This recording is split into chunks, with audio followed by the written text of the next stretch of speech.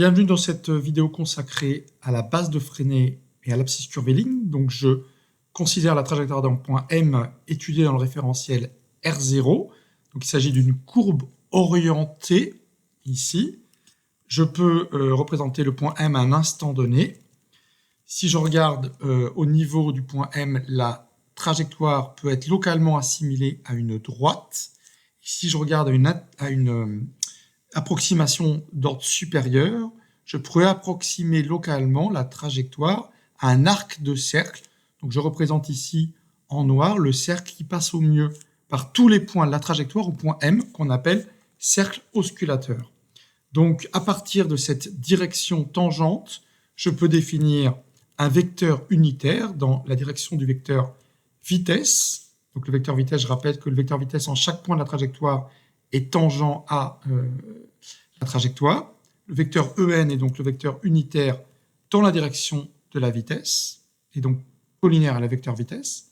C'est le premier vecteur de la base de Freinet. Et le second vecteur de la base de Freinet est un vecteur orthonormal à ce vecteur unitaire ET. Il est orienté dans le sens de la courbure de la trajectoire. Donc ici, EN sera orienté vers le centre du cercle osculateur, donc dans la direction de la concavité de la trajectoire. Par contre, ici, le vecteur EN serait orienté dans l'autre sens. Voilà donc pour la base de Freinet, les deux vecteurs de la base de Freinet.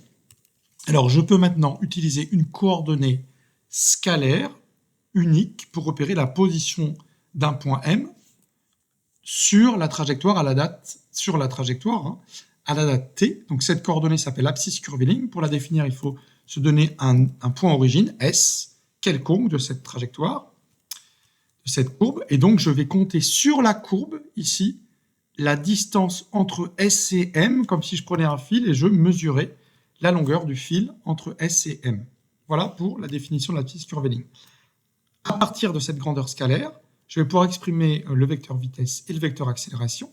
Donc le vecteur vitesse, je sais que c'est il a une seule composante dans la base de Freinet, qui est la composante portée par le vecteur tangent, ET. Et cette composante, c'est petit v, c'est le scalaire, qui est égal à la dérivée de l'abscisse curviligne par rapport au temps. Donc voilà pour l'expression du vecteur vitesse dans la base de Freinet. Le vecteur accélération, quant à lui, possède deux composantes, une composante tangentielle notée AT et une composante normale notée AN. La composante AT est égale à la dérivée de la vitesse, V, qui est ici ds sur dt. Donc je dérive dv sur dt, et donc j'ai AT. Et puis la deuxième composante, normale, est égale à V carré sur R. R, en fait, RC, est le rayon du cercle osculateur qui passe au mieux par la trajectoire au point M, par les points de la trajectoire au point M. Voilà pour l'expression de l'accélération. Alors, on peut se demander pourquoi A, l'accélération, n'est pas égale à seulement une composante selon ET. Pourquoi il y a un terme complémentaire ici? Alors, pour répondre à cette question, il faut se souvenir que l'accélération, en fait, est de la dérivée d'un vecteur. Et donc, la dérivée du vecteur, vitesse, se fait en dérivant comme un produit, c'est-à-dire que j'ai deux termes. Et a priori, j'aurai aussi la dérivée du vecteur ET.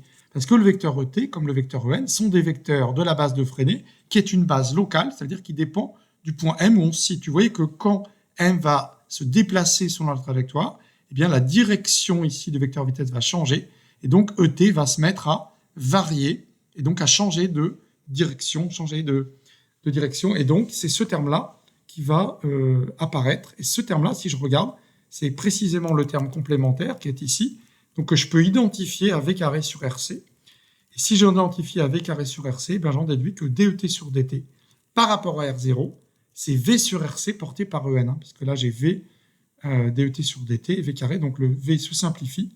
Et donc on voit ici apparaître RC, en fait, c'est une façon de définir le rayon de courbure que de dire que cette dérivée de ce vecteur, c'est V sur RC porté par EN.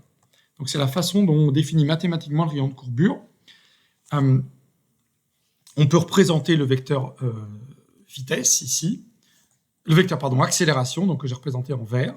Il a deux composantes, donc la composante AT T, ici, qui est celle-ci, et la composante AN, qui est la composante orientée dans le sens de la concavité. C'est cette composante-là qui fait que même qu'on parcourt une trajectoire circulaire à vitesse constante, en norme, l'abscisse curviligne évolue linéairement dans le temps, donc V ici est constant, et bien on a quand même une sensation d'accélération centripète qui est orientée vers l'intérieur, puisque à cause de la courbure, il y a une accélération, même si, je répète, la norme de la vitesse est constante. Voilà pour l'interprétation de la base de Freinet et de l'abscisse curviligne.